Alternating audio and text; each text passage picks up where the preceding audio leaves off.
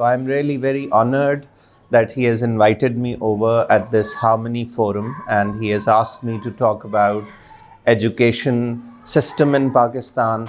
But then as something which always happens, I will talk about my experiences, and along the way, I will also try to theorize my insights about the kind of problems we have in Pakistan and what we've been doing. And through that, of course, I will have also the opportunity to learn from you all and your observations regarding educational management, also regarding curriculum and other sorts of challenges that you might have faced or solutions that you might have offered for those problems.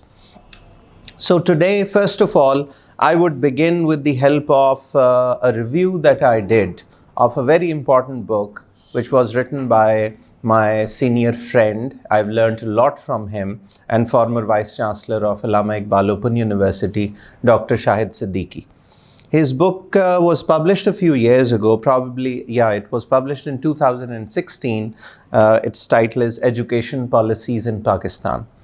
So I read the book with interest, and I also reviewed it at its book launch at Oxford University Press's office. I also gave a talk on the book, and then that review got published in a major English newspaper of Pakistan called The News. So I would begin from here, and then through this review, I will go back to historical background, because that would be absolutely essential, because we need to know where Pakistani education model has come from. We need to trace its genealogy. So we need to know how we have arrived at the present moment and what happened in the past.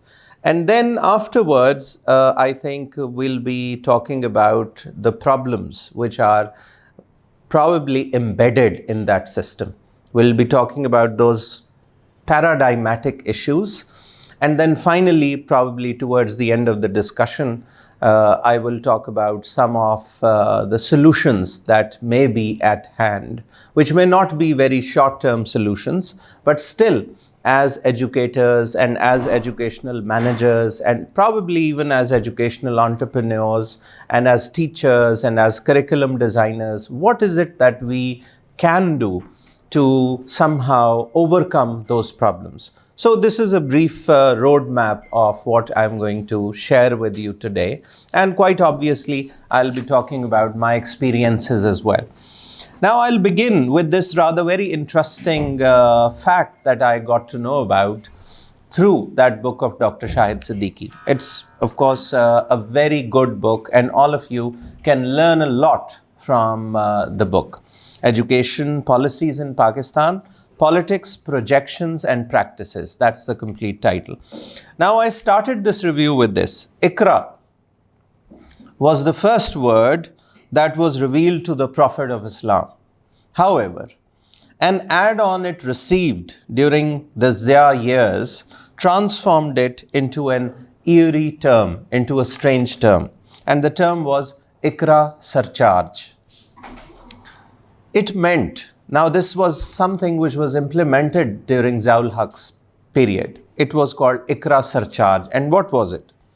It meant a 5% tax levied on all imports, the proceeds from which were to be spent on literacy and mass education commissions' various initiatives. So anything which will come into the country, a 5% tax was levied upon it, and it was stated that this tax will be implemented or will be utilized in various schemes of literacy and mass education.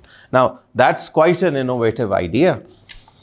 Innovative it may sound, yet it was one of the many botched efforts to spread literacy in the country during the Zia regime. Now, definitely it was quite innovative. Now, another project that drew its inspiration from Islamic tradition was Sipah-e-Idris project. Now, that was also a project which was initiated during Ziaul Haq's regime. This project was to comprise ex-soldiers and members of Jambaz force to promote literacy through 16,000 centers to be controlled by GHQ. general headquarters and district soldier boards. Now, this was, of course, a period of martial law, and many army officers and even these soldiers, they were involved. And it was called Sipahe-Idris project. Now, we need to give them 100 marks for giving these sorts of interesting and engaging titles, which were also embedded in Islamic tradition. Now, the money that came from Accra Surcharge vanished. So we don't know where that money went, because according to these policymakers, also this is something which probably is mentioned by Dr. Shahid Siddiqui in the book, we really don't know how it translated into something positive. While the ambitious objectives of Sipahe-Idris project were also not accomplished. Now with this, this was genuinely a very innovative project. And we can imagine that there is nothing wrong with it on paper. If you look at it, if you read it, such a great idea. But then it did not translate into something that could now be reflected in the statistics that we have. For instance, I looked at a very basic Wikipedia article on education system in Pakistan, and I was astonished to know that Pakistan is at number 2, as we have the second largest population of children who are out of school. Second largest population after Nigeria. So in the past, and if you go through the book, you will realize that lots of such initiatives were made in these 72, 73 years. All right, I'll move on with this. It is while going through Shahid Siddiqui's latest book, Education Policies in Pakistan, Politics, Projections and Practices, that a reader comes across telltale signs of Pakistan's unenviable status in the field of education, as far as the whole system is concerned.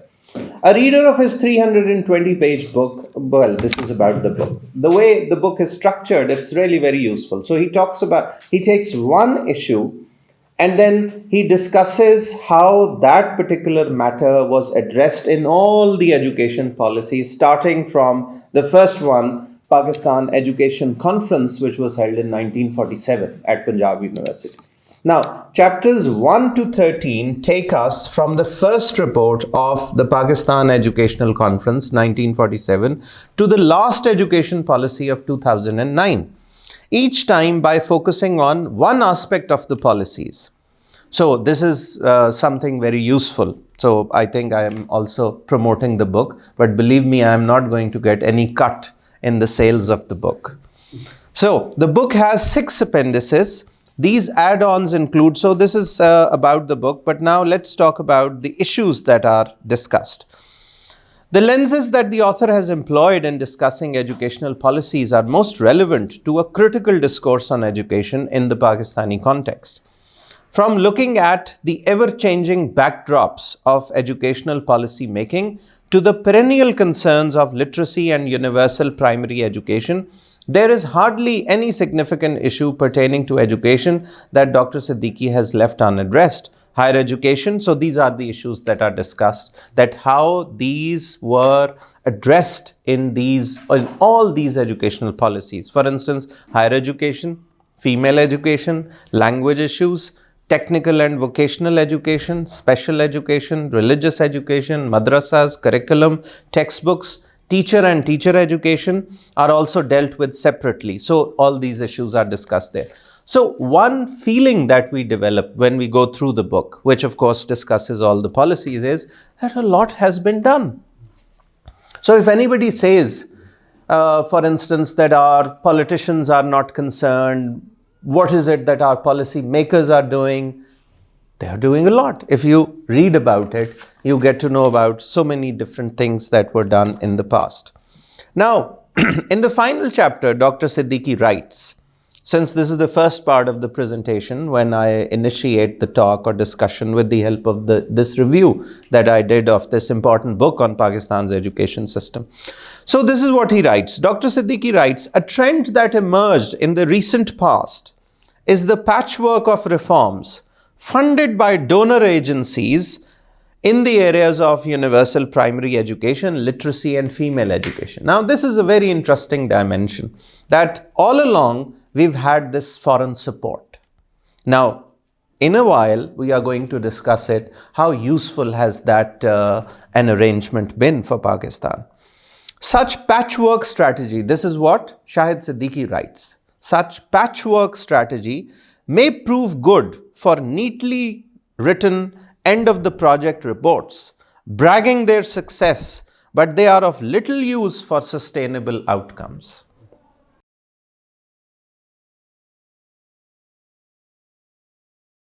Then there is another information that is worth looking at and can be reverse engineered to understand the core of the problem. Consider, for instance, Dr. Shahid Siddiqui's citation of unreliable data. Now, this is not something which is specific to Pakistan. And since we cannot go along that tangent, but this is a phenomenon which has been reported all over the globe, that there is this doctoring of data which is done.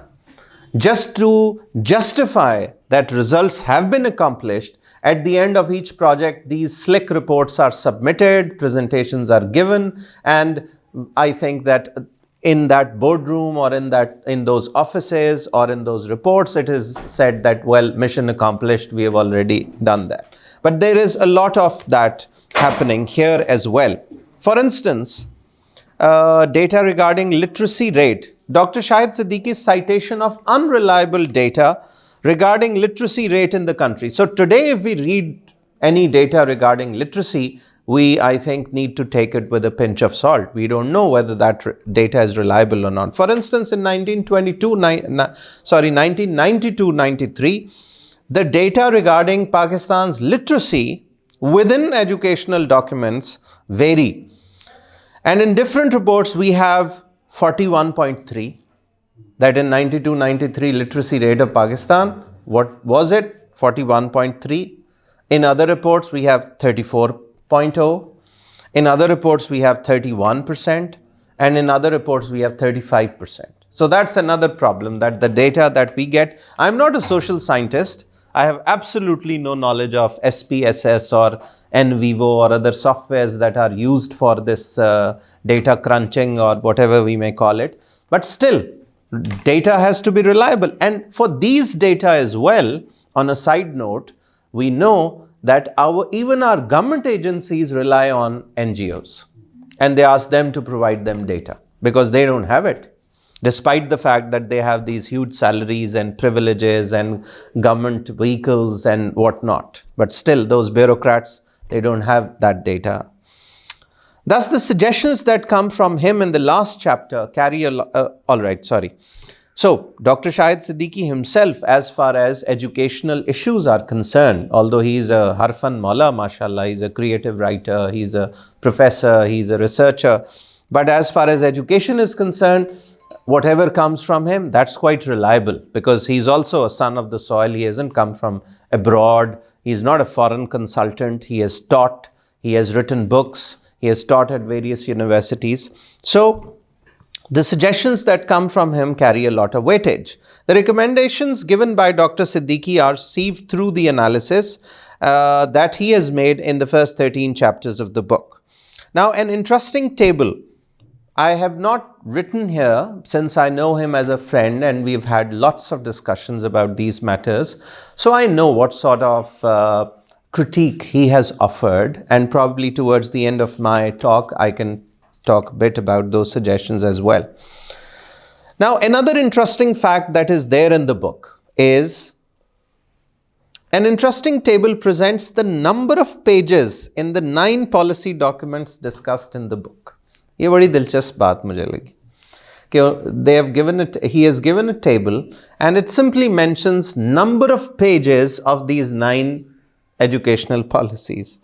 The incongruity of the numbers imply a whimsical approach towards the vital issue of education in the country. So it tells us how serious these policy makers and politicians have been in the past. The shortest educational policy has 26 pages. Education policy of the country. 26 pages, while the longest has 370 pages.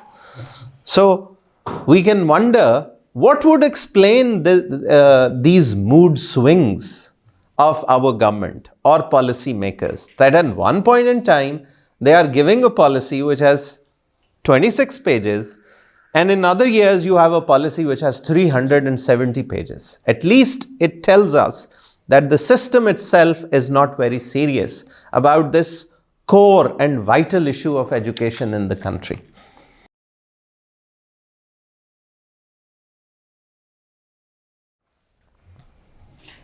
Well, so this is a bit from that review that I did of the book.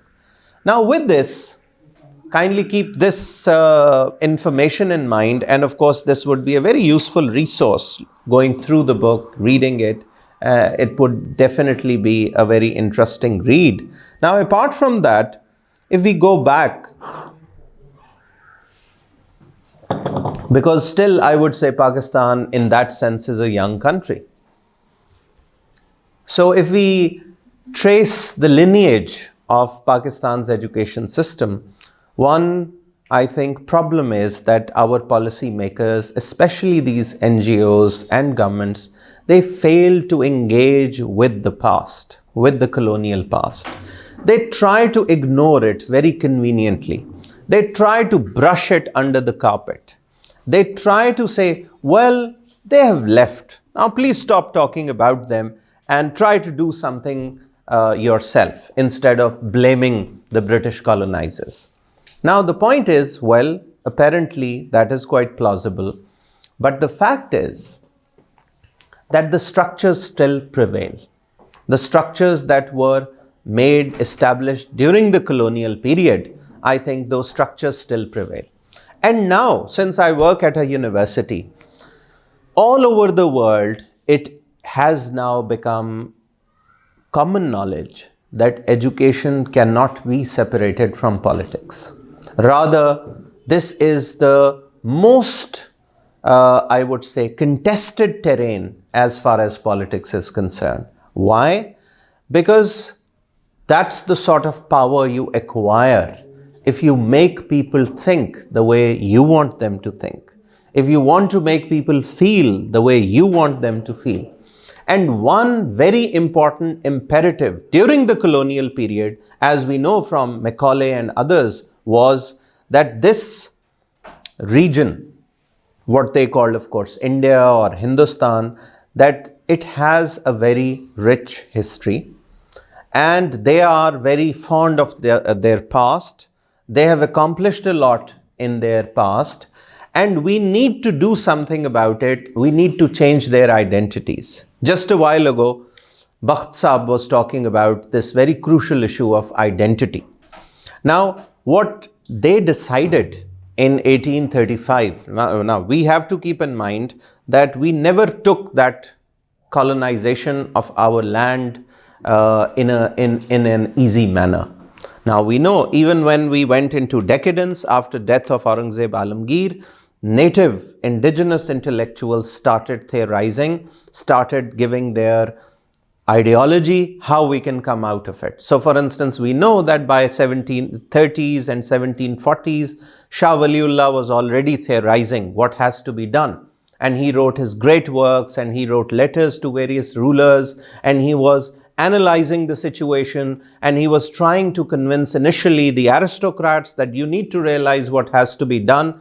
So we find that sort of knowledge coming out from this land. Nobody from abroad or people from other, even I would say other communities, they were theorizing this issue of decadence the way it was theorized by Shah Waliullah. That's absolutely clear. Now, after that, we know that during the same period afterwards, we see that by 1799, what happened to Tipu Sultan, and 1757, Bengal was taken over. 1765, they got hold of the treasury of Bengal, and right afterwards, we had those famines and all that.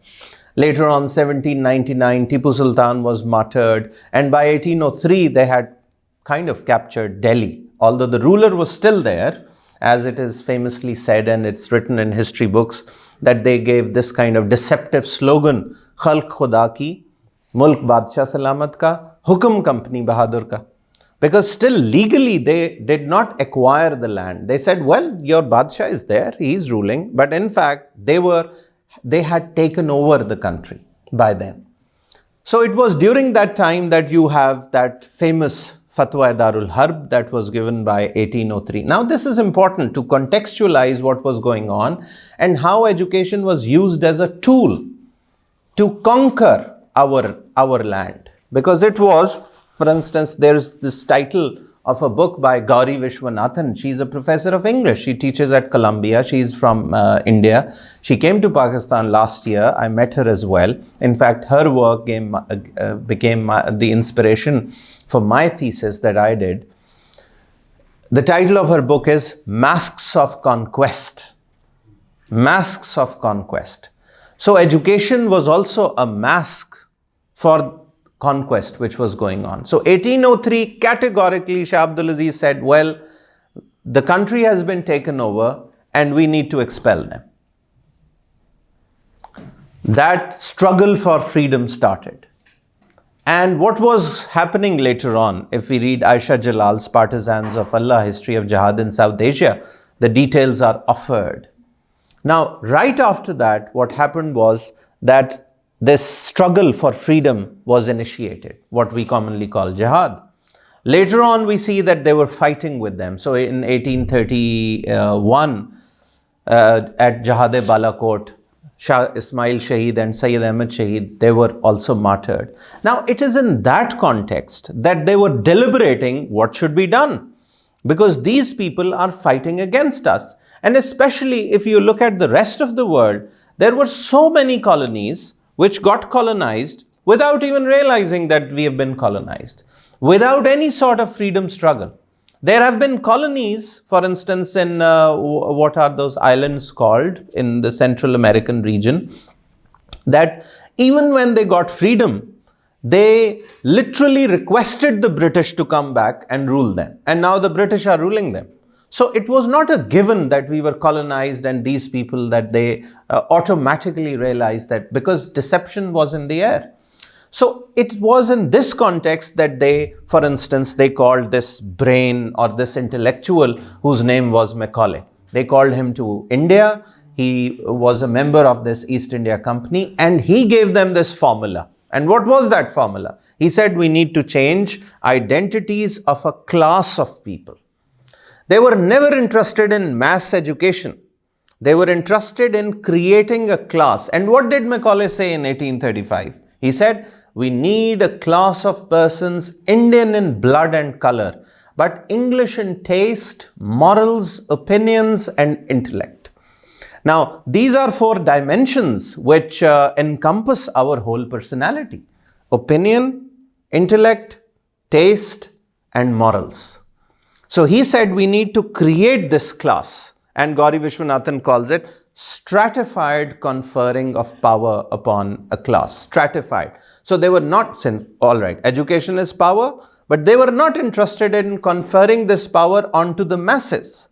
They were interested in conferring this power on a small segment of people so that they can cooperate with them, because they would be from the masses, they would be from the land, they would be sons of the soil, but they would cooperate with those colonizers and that would help them strengthen their rule in the country. Now that's something which happened.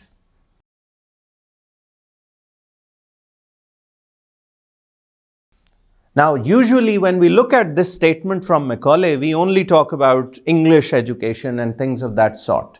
And of course we've got a range of this whole clique within the country who continue to defend Macaulay even today.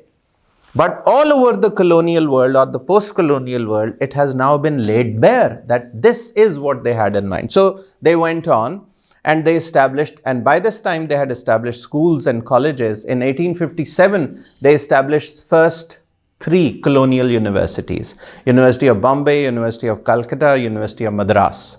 And then the 4th colonial university was established here in Lahore, which was Punjab University.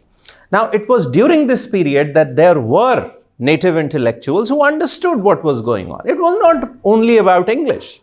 Even the ulama of Deoband, for instance, they were very clear about it, and they said, well, they gave a fatwa in favor of learning English language. So it's not about English language, just English language. But they said that we need to be wary of the ideology which is coming with it. And of course, very famously, the great poet Akbar Allahabadi, what he said. And his remarkable couplet that has to be shared, यूं कत्ल से बच्चों के वो बदनाम न होता, अफसोस के फिरौन को कॉलेज की न सूझी. Now, in this single couplet, he explains what was going on, that they are actually changing the identities of people, and instead of developing solidarity with the land, its customs, its history, its religions, they were developing a solidarity with the colonizers. So similarly, he said, तोप हटी या तोप खिसकी professor आए, जो बसौला हटा तो रंदा है. So these two tools of carpentry which actually smoothen the surface. So initially it was like a hammer. So top was like that, and then you had hammer, and then you had this randa, so which smoothens the surface. So something very similar was stated by a Kenyan writer, Ngugi wa Thiong'o, who said that the night of the gun and cannon was replaced with the morning of the blackboard and the chalk.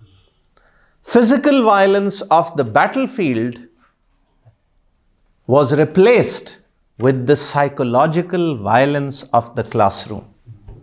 Something absolutely similar to what Akbar Allahabadi said here through his poetry. And of course, we can read his Kuliyat, and there is so much there in which he explains what was going on. So this is also the background. And at the same time, although I'm not going into that tangent because I don't have much research on the subject, the issue of religious education, but we have definitive evidence of how the British colonizers also intervened there. So madrasas were not allowed to operate unless they subscribed to what the government told them. So through, of course, their DPIs and through their educational infrastructure and all that. Now all this was happening. Now, by the way, in case anyone has this doubt that colonization gave us railways, it gave us government college, it gave us Punjab University, it gave us telegraph, or in other words, it gave us modernity, British colonizer, or somehow that it gave us economic prosperity. Now, this is part of that venomous propaganda.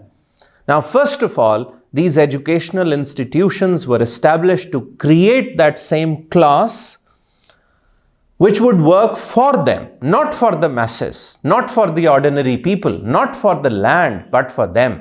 That's absolutely certain and absolutely clear. I've worked in that area. I've looked at archives. I've looked at university reports. I've read it thoroughly. I can give you lots of examples, and enough data is there.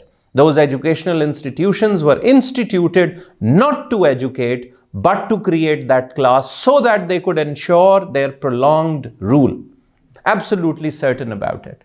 They established these railways and networks and telegraph, for instance, for their own benefit. The first article that I wrote for Dawn newspaper in 2007, I remember doing this bit of research. And the research was about this, that what happened at Lahore in 1857 in the War of Independence. That article was published, and through that I realized that the basic difference was made. All of us know that in the month of May in 1857, Delhi was taken over by these freedom fighters or by these jihadis. Of course, all were included, including Hindus and others. Delhi was taken over by them. But due to telegraph, the very same day, news was communicated to, I think, Colonel Lawrence here in Lahore. And they got that time to take precautionary measures. And people who were waiting here to erupt against them for the sake of Azadi, before they could do anything, what they did was that they arrested them. So you can read that article of mine. It was published with the title The Mutiny at Lahore in 1857.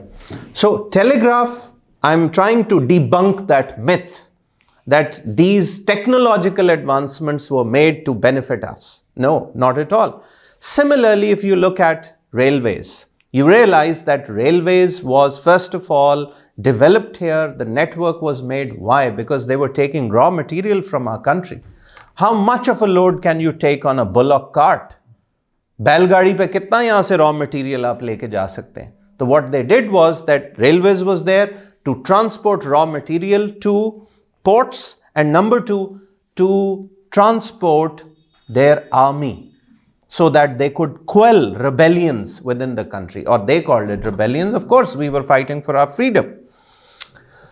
Similarly, my final point related to this colonial period is we need to look at statistics. All over the world, it has been an established, these are established facts now. When the British colonizers came to India, our share of global wealth was 27% of the wealth was owned by India. Now keep in mind that this was a period when the ruler was Aurangzeb Alamgir. 27% of the wealth was owned by India. Now there are various economists who have done this rigorous research. For instance, you also have Utsa Patnaik, who is a professor of JNU, now retired, but she did this research. Similarly, there are so many other books. In fact, our scholars have written about it as well. Maulana Hussain Ahmed Madni has written about it. Maulana Sayyid Muhammad Mia has written about it. But recently, this narrative has been popularized by Shashi Tharoor, who has been a global international diplomat, and now he is with the Congress Party. Now, he also, in his speech that he delivered at Oxford University, he highlighted these facts. 26% of the global wealth. When the British left, India's share in the global wealth was less than 3%. So did they give us economic prosperity in any way? Not at all. Similarly, our exports in 1700. Now China's exports are 19%. Their share is that. Our exports of India, things that were made in India and exported all over the world, that share was 25%. In 1940, this share was less than 1%. Now, all this is mythology which was created to deceive us that we are here for your benefit. We are here to civilize you. We are here to give you modernity. Now, all this is considered mythology. Nowhere in the world, not even in England, this narrative is accepted. There was this professor at Cambridge just a couple of years ago who announced a project that was called, what was it called? Anyway, the project was that I'm going to tell the world about the benefits of colonization. Now, believe me, it's there in the papers, you can read about it, that up to 50 professors of Cambridge and PhD students, they wrote an open letter and they said, we have nothing to do with the project. We don't believe in what this person is trying to say. We don't agree with him. We don't agree with this narrative. And what they meant was that we know colonization was not at all beneficial for any country in the world. They did not give any modernity, anything. Rather, the problems that still exist are due to colonization. Now, fast forward to 1947. I've looked at, for instance, Punjab University's reports that were published since 1869 when Punjab University College, which is now called the Oriental College, it was established. And then I've looked at these reports, all reports that are available in the Punjab University's archives.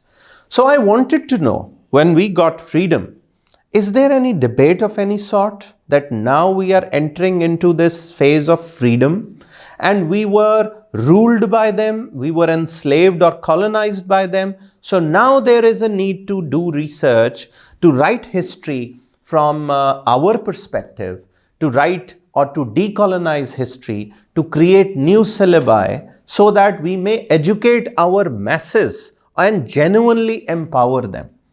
So I looked at, after 1947, the report that is published is, it was published in 1949. I went through each and every page to find out just a single trace, anything of the sort which stated that now we have acquired freedom and now we need a new narrative so that we can tell our people who we have actually been in the past. That whatever is there in our textbooks, in our syllabi, whatever is told us, our structures, that these were based on this premise that we were inferior and they are superior. But nothing of the sort could be found. Even today, the way our curricula are structured, the way they are made, look at social sciences and humanities. So the first chapter, you look at disciplines of philosophy, political science, you look at history. The first chapter is about the Greeks, what they did. And then the second chapter is you move on to Renaissance Europe. And you talk about Europe, how Europe rose, how they came out from their dark ages, and then you read about the modern period. Now this patchwork was done during Zia's time, which is called Islamization, and just a single chapter was added in many of the books. Islamic philosophy, for instance, or one subject was added, or Islamic science, or things of that sort. And that was also done very superficially from the top, and something which could not be sustained. Now, a very senior professor of English at Punjab University, Professor Razi Abdi, I was interviewing him for my research, and he told me, he shared this with me, what happened during Zia's time. So there was this meeting of deans going on at Punjab University during Ziaul Haq's tenure period. And somebody said, well, sir, the government is asking us to Islamize. All right, fine, as far as social sciences are concerned, history is concerned, we can do something about it. But how can we Islamize science?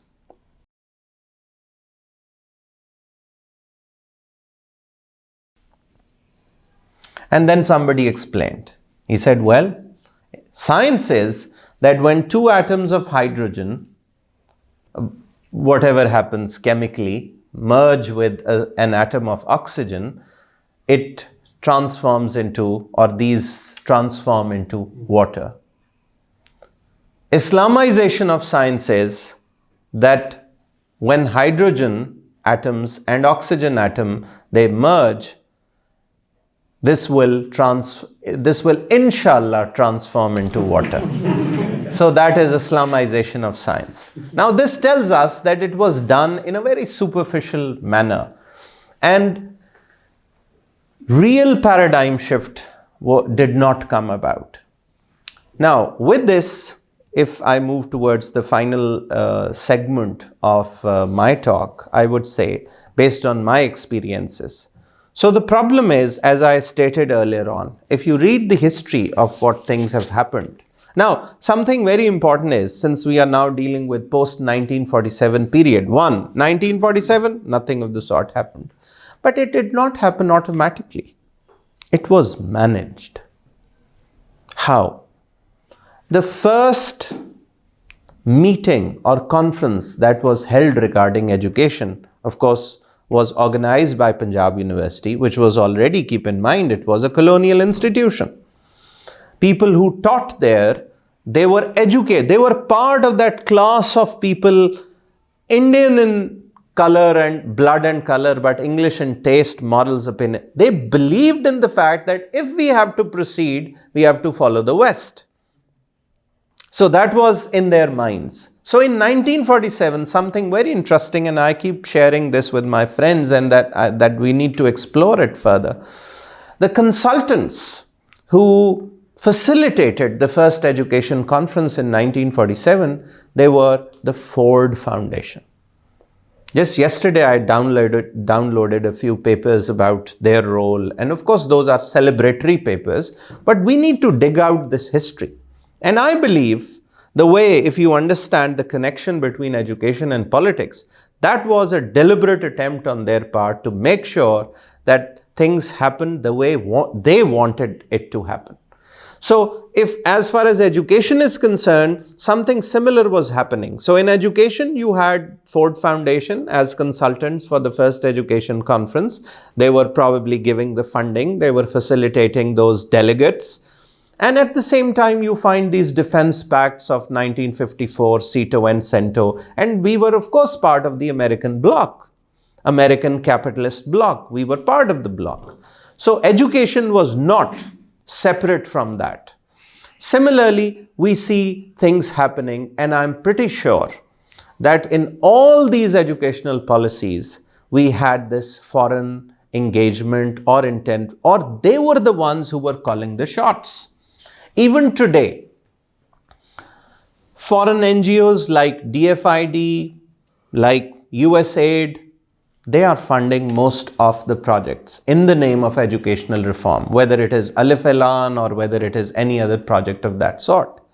Now, my critical opinion about it is that it is simply about managing our education setup so that we do not genuinely realize what we were in the past, what were our indigenous solutions, how, for instance, a religion like Islam played its part in developing this land. When in 1600 AD, for instance, Europe had Spanish Inquisitions, they were burning people alive in the name of religion. People like Giordano Bruno, who said, for instance, that the earth is not the center of the universe, probably the sun is the center of the universe.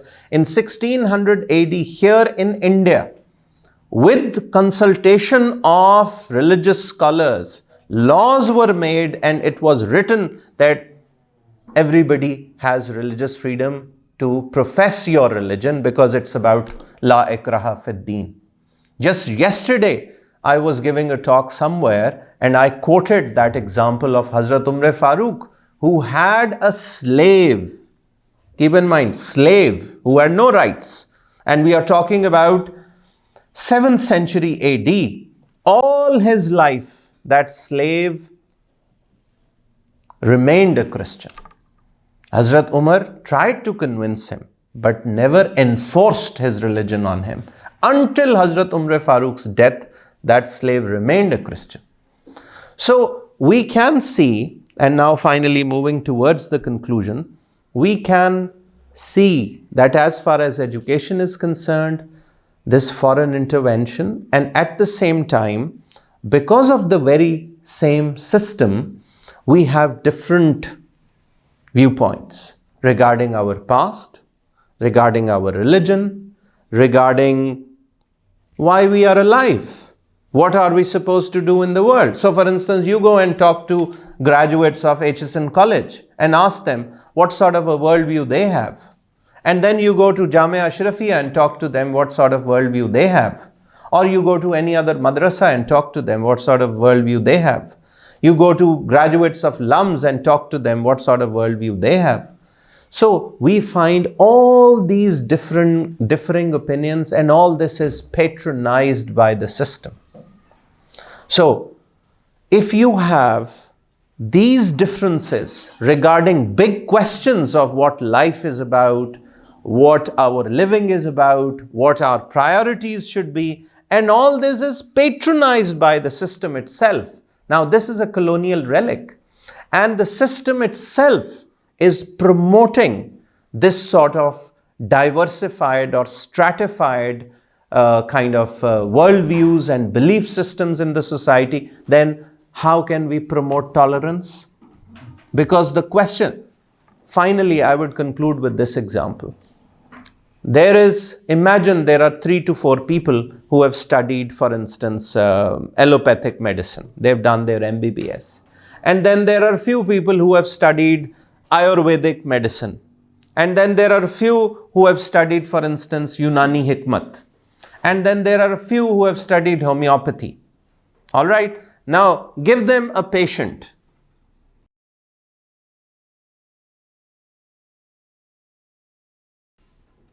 And ask them to cure him. Chances are that they would disagree. That MBBS person would say, well, allow me to do a surgery. Now we need a surgery.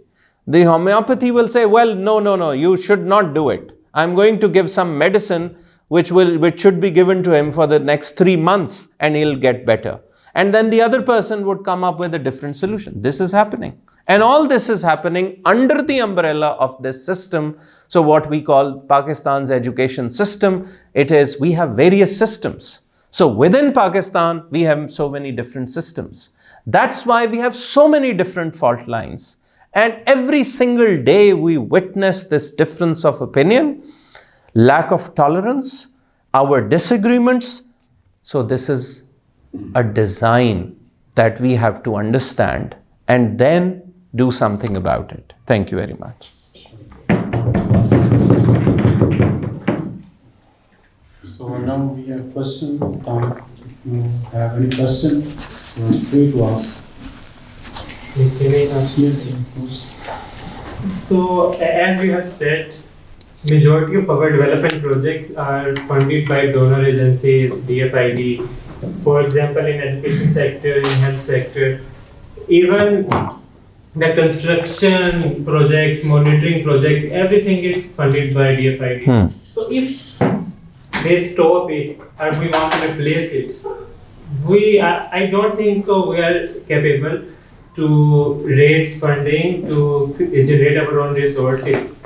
So maybe it's also because of we have that colonizer management system in our country, and I also think maybe we need to change that to move forward. So what do you think?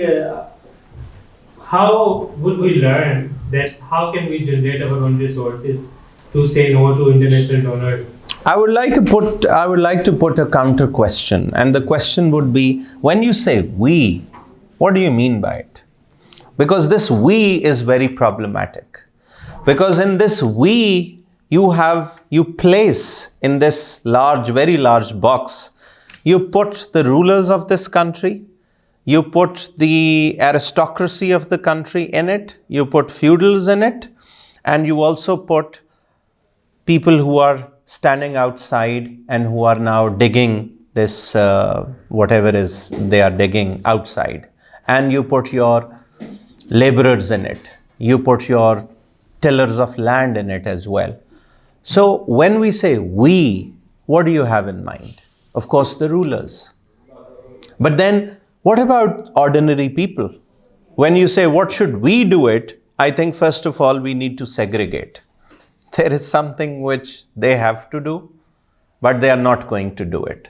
So they would continue to operate along lines which promote their vested interests.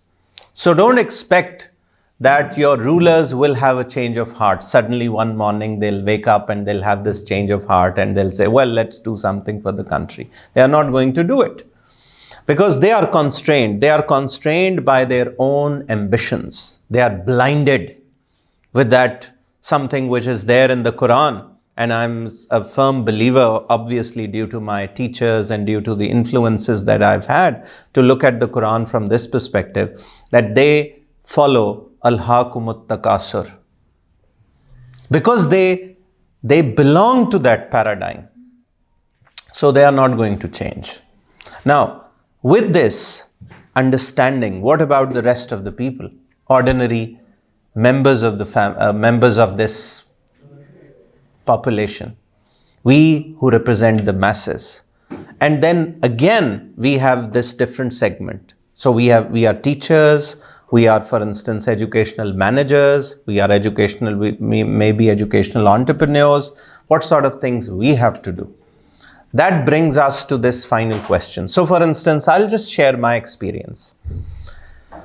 I'm teaching at universities for the last 19 or 20 years. For the last 6 years, I'm at Punjab University. Now, we kept discussing these ideas. I wrote in Dawn, all my articles were about decolonization and discussing these issues. Now, when we discussed amongst our friends, all of us who were at Punjab University, who were working in other departments, one day we sat and we thought, well, at least we should do what we can. So what we can do was that we could initiate a faculty discussion forum. Because I think the very first step is to decolonize the mind. Decolonizing institutions comes later. So first we have to decolonize our minds. So when we decolonize, the next question was that, all right, if you decolonize your mind, what is going to follow? So we thought, well, we have to decolonize and we have to indigenize. So that's how we came up with the idea of establishing a faculty discussion forum, which is called Indigenizing Knowledge Forum, which is translated into Urdu as Ilm ko Desi Banane ki Tehreek. And we try to bring in this dynamic that, all right, these ideas may be very useful in a European context or in American context. Do we need to bring this idea to our part of the world? Why? Don't we have any other alternative? If in the name of modernity we are going to accept their philosophy, which says that a human being is simply a machine. Just as you don't put this question regarding a laptop, that when a laptop, its hardware stops functioning, there is no life hereafter of the laptop. Similarly, a human being, when he stops, his organs stop functioning, that's it, that's the end of the world. You bury him, the elements decompose and go back to the earth. That's it, that's the end of the game. So if they have founded their civilization on this basic principle, do we need to follow that as well? Why is it that we are not engaging with these sorts of issues, these sorts of philosophical? We don't subscribe to that idea. We aren't convinced. Not even our so-called liberal friends. They don't subscribe to this sort of philosophy. They still say, no, we do have a spirit, we do have a soul. Now, if you have a soul, then what sort of intellectual philosophy is required, which addresses the needs of our body as well as the needs of our soul? Now, for that, if we go back to our past, engage with, for instance, our Sufiya, ulama of this part of the world. Why was it that Hindustan had a pluralist society in the past and now it is unable to manage it? The West was in its dark ages, while we were living comfortably with people from other religions, and we were also inspiring them, and they were also joining our religion, and we also had economic prosperity. We had the best buildings in the world. We had best economy. We had an amazing social life and also a political life. So let's engage with that past also. So I think, finally summing up my answer, I would say that the thing which is needed by us as members of the population, as educated elite, I would say, in the sense that we have got education, we are privileged to sit here and discuss and debate instead of, for instance, doing our daily wages to earn the money so that we could feed our children. So if we are privileged, we need to discuss and debate and first of all think about decolonizing the mind, and then later on we may plan and think about decolonizing our institutions. That would be my response. Any other question? Okay, Dr. Saab, I would like to ask that how can we relate education with learning? That's my question. And the second thing is, as you said in your speech, that Company Bahadur came and Khalq Khuda. What do you think? There is any difference between that era and current? And I think, isn't still exists? All right. So first of all, your first question is related to Taaleem and Tarbiyat. And for Tarbiyat, honestly, I don't know. But right now, I can't think of any English alternative for the word Tarbiyat. Because Tarbiyat is not training, obviously. Training is something else. So मुझे इजाज़त दें कि मैं उर्दू में ही बात कर लूँ. और थोड़ा सा जो है ना वो हम जहर मार भी कर लें जो इतनी अंग्रेज़ी बोली है उसको भी. تو اب میں عرض یہ کروں گا کہ تعلیم اور تربیت، تو دیکھیے یہ جو ویسٹرن ماڈل آف ایجوکیشن ہے، ٹھیک ہے دنیا میں کسی جگہ پہ ہوگا کہ وہ تربیت کر رہے ہوں گے ساتھ، اسکینڈینیویا میں شاید کوئی ایسا ہو، اچھے شہری بنا رہے ہوں گے یا کوئی اور معاملہ ہوگا. ہمارے ہاں تو ہے، حقائق نہیں ہے. امریکہ کا ایجوکیشن سسٹم جو سکولز کا ہے تباہ و برباد ہوا پڑا ہے، برے ترین حالات ہیں. ایون بین الاقوامی انڈیکسز میں بھی اگر آپ دیکھ لیں تو 20ویں 22ویں نمبر پہ آتا ہے. پھر ہمارے دوست ہیں یہاں ایف سی میں پڑھاتے ہیں، ان کی بیگم وہاں پہ پڑھا رہی تھیں جب وہ خود پی ایچ ڈی کر رہے تھے، ڈاکٹر وقار عظیم.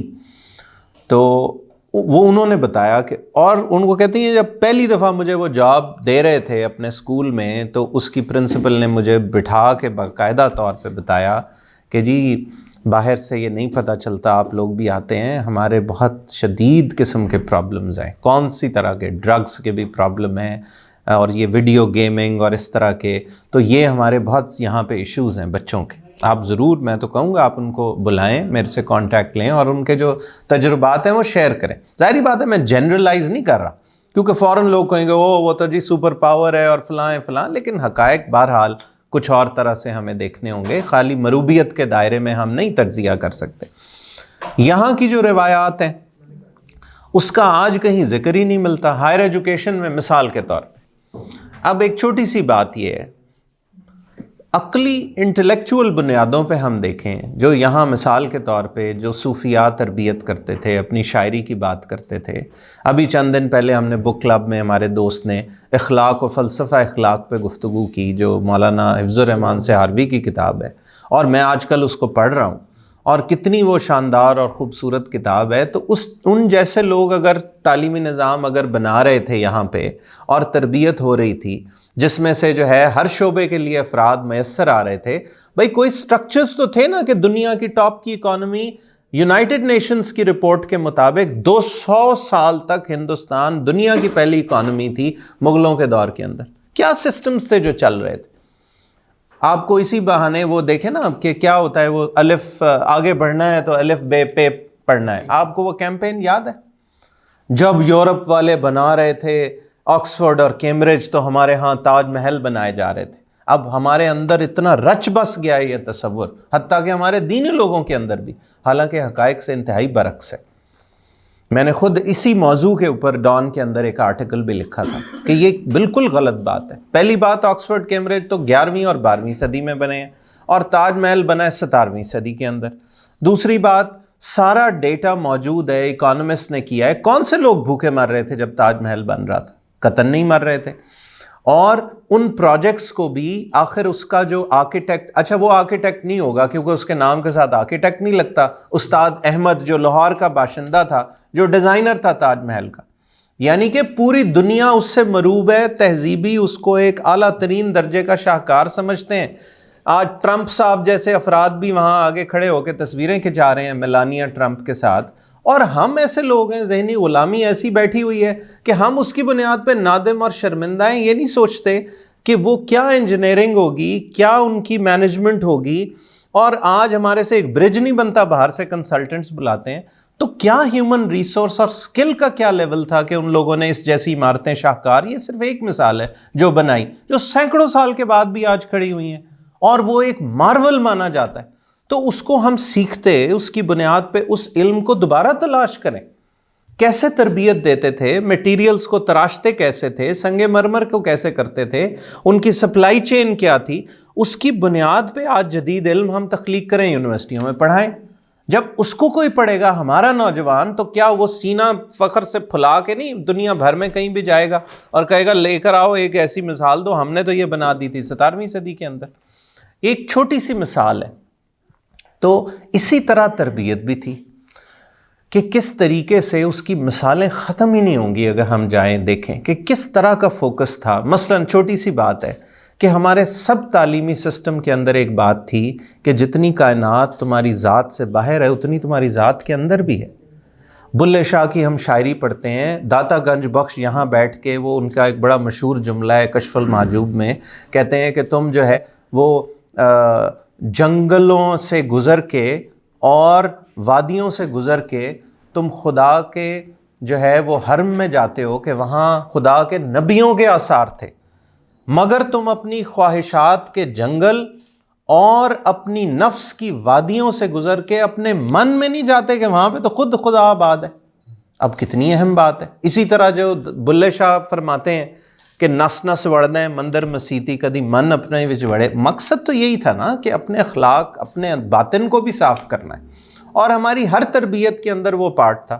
اب ان کو سکھایا کیسے جاتا تھا؟ مثلاً ابھی ویسے ایک صاحب نے یہ مثلاً ایک اخبار میں لکھنے والے صاحب ہیں، اور ان کی اسی طرح کی پھپتیاں بڑی مشہور ہوتی ہیں، کیونکہ آج کل پھپتیوں نے ٹیک اوور کر لیا ہے نا، اصل علم تو ہے نہیں، تو وہ پھپتی ایک کسی ہوئی انہوں نے کہ بر صغیر کے مسلمانوں کی سب سے بڑی ایجاد چارپائی ہے، اور جس پہ بیٹھ کے وہ باہر والوں کو گالیاں نکالتے ہیں۔ تو وہ ایک کسی نے یہی چیز شیئر کی ہوئی تھی، تو میں نے ان سے عرض کیا، میں نے کہا بھائی یہ ہے طلسم ہیچ مقداری، کہ اپنی ہر چیز کو برا جاننا۔ کبھی غور کیا ہے کہ اس چارپائی کے گرد کیا تربیت ہوتی تھی؟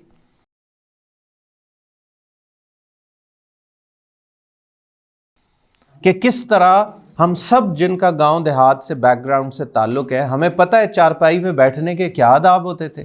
مہمان کو کبھی انسان کو بیٹھنے نہیں دیتا تھا، وہ جس کو ہم سرائکی میں کہتے تھے ڈاون والی سائڈ، پتہ نہیں اردو میں کیا کہتے ہیں اس کو، پنجابی میں وہ جو ہے، ہاں اچھا۔ اسی طرح اگر بڑا بیٹھا ہے تو سوال ہی پیدا نہیں ہوتا کہ آپ نے سر والی طرف بیٹھنا ہے، وہ آپ نے اس طرف بیٹھنا ہے، ان کو وہ جگہ دینی ہے، مہمان کو جگہ دینی۔ تو چارپائی وہی چارپائی جو یہاں کا پنچایتی سسٹم تھا، آج مغرب کا نام آئے گا پارٹیسپیٹو ماڈل اور فلاں فلاں، ہم اس پہ تو ایمان لے آئیں گے۔ تو جو یہاں وہ پنچایت کا سسٹم تھا، جو چار چارپائیاں یوں لگی ہوتی تھیں، آپس میں بیٹھ کے لوگ اپنے مسائل کو حل خود ہی کر لیا کرتے تھے۔ دنیا بھر کے لوگ، کارل مارکس نے اسی سسٹم کی مثالیں دی ہوئی تھی جب وہ برطانیہ کے اخباروں میں لکھتا ہوتا تھا 19ویں صدی میں کہ کیا وہ ایک پارٹیسپیٹو ایک طریقہ کار تھا جس سے مسائل کو حل کیا جاتا۔ ہر ایسے سسٹم کو تربیت کے اور آپس میں جو صدیاں لگا کے مسلمانوں نے اپنے علوم سے، قرآن سے اور تاریخ سے اخذ کر کے اصولوں کے اوپر یہ ہندوستان کو انہوں نے جیسے باغات سے سجایا، ویسے ہی اس تربیت اور اداروں سے سجایا، اس کو ہم غلامی اور ڈیکیڈنس میں جانا شروع ہوئے 18ویں صدی میں، اور اسی دور میں ہم غلام بھی ہو گئے۔ ہر انسٹیٹیوشن میں انٹرونشن کی ہے کالونائزرز نے صرف ایک نقطہ نظر سے، اور وہ نقطہ نظر کیا تھا؟ کہ ہم نے رول کرنا ہے، اور وہ کیا تھا؟ Divide and rule. جہاں کہیں مسلمانوں نے مینج کیا ہوا تھا کہ بھائی ٹھیک ہے ہندو ہیں، غیر مسلم ہیں، کون ہے؟ ایک بڑی خوبصورت ٹرم استعمال ہوتی ہے، آج ہم بھول گئے ہیں کہ ہم سب امت ہے نا، ہم ہر وقت امت، امہ یہ ہم بات کرتے ہیں۔ تو جو غیر مسلم ہے اس کی شرعی اصطلاح کیا ہوتی ہے؟ امت دعوت۔ تو امت دعوت جو ہے، جو غیر مسلم ہے، اس میں ہندو بھی شامل ہے، سب شامل ہے۔ ان کو کیسے اٹریکٹ کرتے تھے؟ تاریخی طور پہ اخلاق سے کرتے تھے نا۔ تو یہاں اخلاق سے ہی کیا، ان کو متاثر، تبھی تو آج جو ہے وہ 60-70 کروڑ یا 1 ارب کے قریب اس خطے کے اندر مسلمان بستے ہیں۔ یہ سارے ہم عرب یا ایران سے آئے ہیں، یہیں کے لوگ تھے۔ تو وہ سسٹمز تھے۔ ہم ان کو آج یہ ماڈرنٹی کی پرتیں ہماری ایسی چڑھی ہوئی ہیں ذہنوں کے اوپر، اور مغربیت کی اور مغربی مروبیت کی، جس کو عرف عام میں ہم کلونیل کہتے ہیں، کہ ہم انگیج ہی نہیں کر پاتے۔ کوئی بات ایسی کریں گے وہ کہیں گے او جی ماڈرن کوئی بات کریں، یہ آپ کن لوگوں کا ذکر لے کر آ گئے۔ تو معذرت کے ساتھ میں بڑا ٹائم لے رہا ہوں، because I feel very passionately about all these subjects, اور یہ بالکل واضح، اور دنیا کا ہر معاشرہ 18ویں صدی سے پہلے کوئی یورپ کے اندر مذہب سے علاوہ ہٹی ہوئی کوئی چیز بھی نہیں تھی۔ یہ کارل مارکس کا بھی اگر استاد ہے، ہیگل یا ایمینوئل کانٹ یا یہ سب لوگ، ان کا سارا فلسفہ مذہب کی بنیاد پہ تھا۔ پھر اگلے دور میں جب ان کے ہاں یہ تاجر طبقہ، ایسٹ انڈیا کمپنی اور یہ طبقے کا رائز ہوا ہے، پھر انہوں نے ہر چیز کو پیسے کے نقطہ نظر سے دیکھا ہے۔ تو انہوں نے کہا ٹھیک ہے مذہب کو بھی فارغ کرو، سب چیزوں کو فارغ کرو، اور یہ سیکولر ویلیوز اور سو کالڈ جو ایک سائنس ہے اس کا پھر اگلے دور میں ایک آغاز ہوتا ہے۔ تو اب ہر چیز کس اصول پہ پرکھی جاتی ہے؟ خدا کا ذکر نہیں ہونا چاہیے، مذہب کا ذکر نہیں ہونا چاہیے، بس اس کے تو یہ ویلیو کس کی ہے؟ یہ ماڈرنٹی کی ویلیو ہے۔ لہٰذا آج دنیا بھر میں لوگ اس دجل کے پردوں کو چاک کر کے دیکھنا شروع ہو گئے ہم تو اپنے خطے کی چلو بات کر رہے ہیں نا. لاطینی امریکہ کے لوگ، نیوزی لینڈ کی ماوری کمیونٹیز، امریکہ کے نیٹو امریکنز، کینیڈا کی فرسٹ نیشنز، یہ ایک پوری ایک تحریک ہے جس کو ڈیکولونیالٹی کی تحریک کہتے ہیں. اور وہ کہتے ہیں بھئی جہاں آپ بستے تھے نا، جس جگہ میں کالونائزیشن سے پہلے، کیونکہ دنیا کی 2/3 اکثریت کالونائز ہوئی ہے، وہ کہتے ہیں جس جگہ آپ آباد تھے جب یہ انگریز بھیڑیے اور کالونائزرز آپ کے خطوں میں آئے ہیں، آپ غور کریں کہ اس وقت آپ کا طرز طریقہ کیا تھا، اس سے ری انگیج کریں اور اپنے لیے سسٹمز بنائیں. اور اس سارے پروسیس میں وہ کہتے ہیں ایپسٹیمک ڈی لنکنگ، کہ مغرب کے ہر علم کو وہ کہتے ہیں کہ کاٹ کے، خاص طور سے انسانی حوالے سے جو علوم ہے، سائنس کو چھوڑ کے، اس کو کاٹ کے آپ دیکھیں اور نئے ماڈلز ڈیولپ کریں. کیونکہ ان کے ماڈل کیا کر رہے ہیں؟ قتل کتنا کیا 20ویں صدی میں انسانیت کا، اور اب انوائرمنٹ کو کتنا تباہ کر رہے ہیں اپنی سرمایہ داریت اور کنزیومرزم کی وجہ سے. تو اب جو پرانے ماڈلز ہیں ان سے ری انگیج کریں. یہ نہیں ہے کہ وہ تاریخ میں دفن ہو جائے، نہیں، قطعاً ایسا نہیں، بلکہ اس سے ری انگیج کریں اور انسانی نقطہ نظر سے چیزوں کا جائزہ لیں. اب لاطینی امریکہ کا ایک شخص کیا کہہ رہا ہے؟ وہ کہہ رہا ہے اصل بات تو انسانی سماج کی انسانوں کی فلاح ہے. کوئی اسکائی اسکریپرز بنانا اور راکٹس بنانا اور یہ کام کرنا تو نہیں ہے. یورپ کیا کہتا ہے؟ وہ کہتا ہے اسکائی اسکریپر بناؤ، راکٹ بناؤ، پائپ لائنیں بچھاؤ، جو مرضی کرو، انوائرمنٹ تباہ ہوتی ہے تو ہو، لوگ مرتے ہیں تو مریں، ہم نے یہ آگے کی طرف بڑھنا ہے. تو اس پردے کو اوورآل، جس کو ماڈرنٹی کی بھی کرٹیک کہتے ہیں، تو اس کو ہمیں سمجھتے ہوئے، تو میں کافی تفصیل میں چلا گیا جو آپ کی بات تھی. تو تربیت، میرا یہ خیال ہے کہ یقیناً اس حوالے سے ہم کوئی جستجو اور کوشش کر سکتے ہیں کہ ہم ان کی اس تربیت، اور میرا یہ خیال ہے، میں جس بات کا قائل ہوں، تربیت جو ہے نا وہ واعظ و نصیحت سے نہیں آتی، تربیت ہمیشہ صحبت سے آتی. تو اس کی صحبت، میں بھی اگر یہ سب باتیں کر رہا ہوں، عمران صاحب کے یقیناً علم میں یہ بات ہے، تو یہ بزرگوں کی صحبت کی وجہ سے. یہ باتیں سمجھنا، یہ کتابوں میں پڑھ کے نہیں آتی. مغرب کا ماڈل ہے بس کتاب سے یہ تاثیر کب پیدا ہوتی ہے؟ ہماری تاریخ کے اندر تو کسی کو اجازت نہیں ملتی تھی جب تک وہ استاد اس علم کی تاثیر اس میں خود مشاہدہ کرتا تھا، پھر اجازت دیتا تھا کہ اب تم نے حدیث بیان کرنی ہے یا نہیں. نہیں تو خالی علم کے نتیجے میں کسی میں زوم آتا تھا تو استاد کہتے تھے اب اگلی ڈیوٹی تمہاری یہ ہے کہ جوتیاں سیدھی کرنی ہے تم نے، تاکہ تمہارے اندر یہ جو علم کے نتیجے کے اندر ایک غرور پیدا ہو رہا ہے یہ ختم ہوگا اس کے نتیجے کے اندر بغیر بتائے.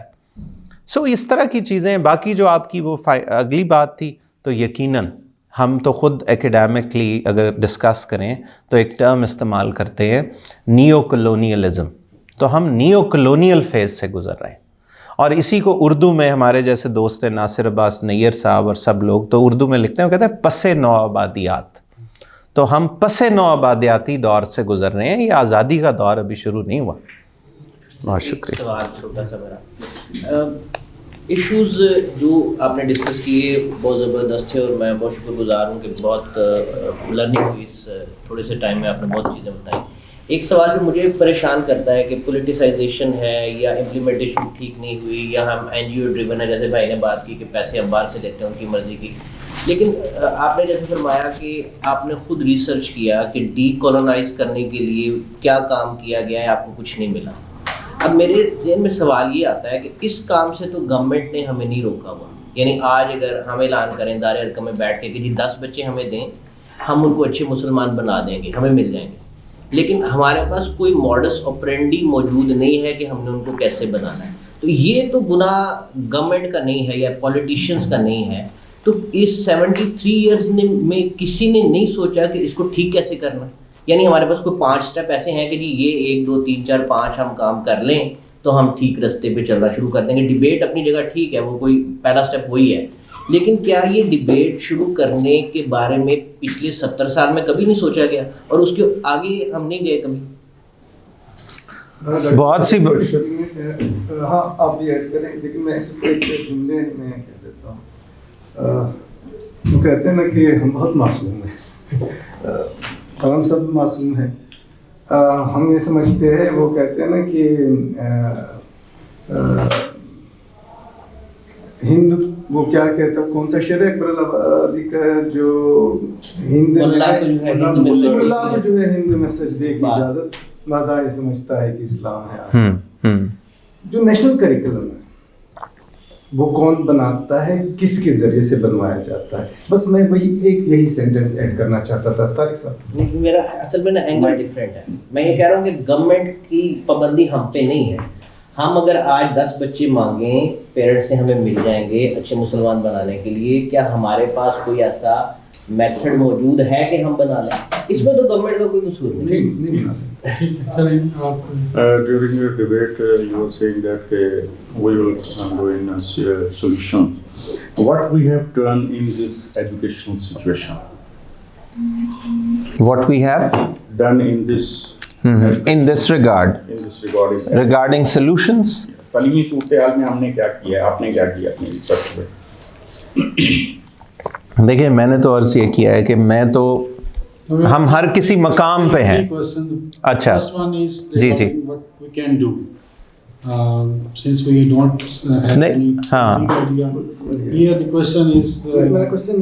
ہاں وہ ایک کامنٹ ہے. ٹھیک ہے ٹھیک ہے ٹھیک ہے جی سے. اچھا اس میں یہ کہ اگر آخری سے ہم اگر شروع کریں نا تو اس میں تو بڑی واضح سی بات ہے. جیسے عمیر کے کویسچن پہ میں نے کہا کہ ہم کہاں موجود ہیں. میں یونیورسٹی میں ہوں نا, میرے پاس تو سسٹم نہیں ہے. میں کیا ہوں, میرا ایک کلاس روم ہے, اس میں کیا انشور کر سکتا ہوں کہ میں اپنی کوشش کر سکتا ہوں ابلاغ کے ذریعے, سمجھا کے ذریعے, سمجھانے کے, اور میرے اوپر کچھ وہ بھی فرض عائد ہے کہ میں نے وہ نصاب بھی پڑھانا ہے. اور ہمارا تو زیادہ ٹرکی نصاب ہے ہی انگریزوں کی چیزیں اور کتابیں. نے اس کی وضاحت کر دی ہے نا کہ ہمارا نیشنل کریکولم کون ڈیولپ کرتا ہے. آپ کا سوال تھا نا میں نے کیا کیا, میں اسی کا جواب دے رہا ہوں نا. یہ ساری موجود ہے تو تعلیمی صورتحال میں آپ کہاں کھڑے ہیں اور کیا کیسے دیکھ رہے ہیں؟ نہیں آپ نے, آپ سے مراد میری بات کی یا اوور آل قوم کی بات کی؟ اوور آل آپ سے مراد آپ پریزنٹ کر رہے ہیں نا سب کو, اپنی ریسرچ میں یہی پریزنٹ کیا. نہیں میں تو دیکھیں, میں پہلے بات ہو گئی نا کہ اگر ہم قوم کی بات کر رہے ہیں تو قوم کے اندر مختلف جو طبقات ہیں ہمیں ان کا جائزہ لینا ہوگا. حکمران طبقات ہیں, عوام میں سے جو افراد ہیں, اور میں نے عوام میں سے جو افراد تعلیمی اداروں سے وابستہ ہیں میں نے ان کے حوالے سے کہا کہ ان کو یہ کوشش ضرور کرنی چاہیے کہ وہ ذہنی طور پر اپنی نوجوان نسل کے ذہنوں سے مروبیت اور غلامی کے تصورات اس کو نکالیں. وہ تو نکالے جا سکتے ہیں, آپ کلاس روم میں ہیں, آپ ان کو شواہد دیں, آپ ان کو تاریخ کے حقائق بتائیں, آپ ان کو اس کے اوپر انگیج کریں, تو ہم تو وہی کر سکتے ہیں. اصل چیز تو کرنی ہے سسٹم نے.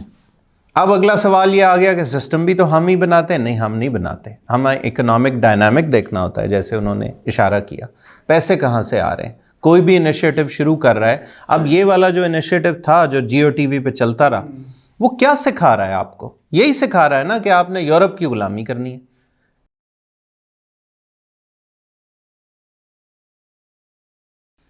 اچھا اپنے لوگوں میں تو شیکسپیئر کے پلے پڑھائیں گے, شیکسپیئر نے بھی سارے اپنے بادشاہوں پہ لکھے ہیں, اپنی تو وہ تاریخ کو سیلیبریٹ کریں گے, ہماری تاریخ کو ہمیشہ ذلیل کریں گے. تو یہ کیا سیاست ہو رہی ہے, اس کو سمجھنے کی ضرورت ہے نا.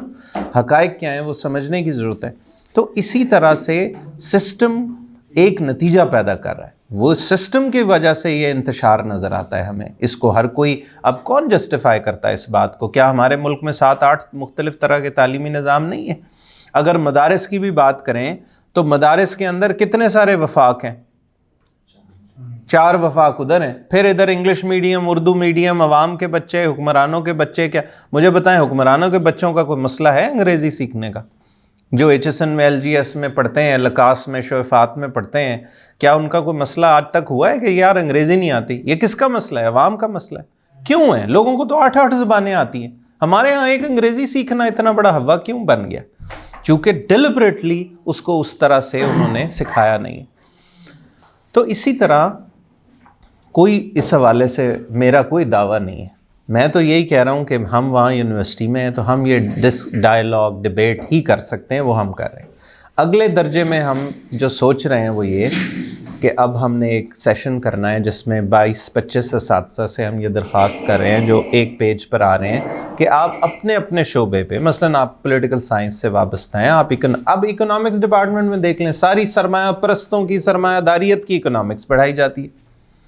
تو اب ایک کریٹو چیلنج نہیں ہے کہ پاکستانی ایک پروفیسر آف اکنامکس ہو تو وہ ذرا سوچے کہ یار میں کوئی الٹرنیٹیو ماڈل پیش کروں جو ذرا کوئی انسانیت دوستی کا ماڈل ہو, انسان مرکزیت کا ماڈل ہو, جو ان پرنسپلز آف ماڈیسٹی اور سادگی کے اوپر بیس کرتا ہو, کوئی قرآنک پرنسپلز پہ کرتا ہو, اور اس کی امپلیمنٹیشن بھی ہو, اس کو اس نظر سے دیکھا جائے. تو وہ بھی ایک چیلنج ہے, ہم لوگوں کو اس پہ عمل کرنا چاہیے.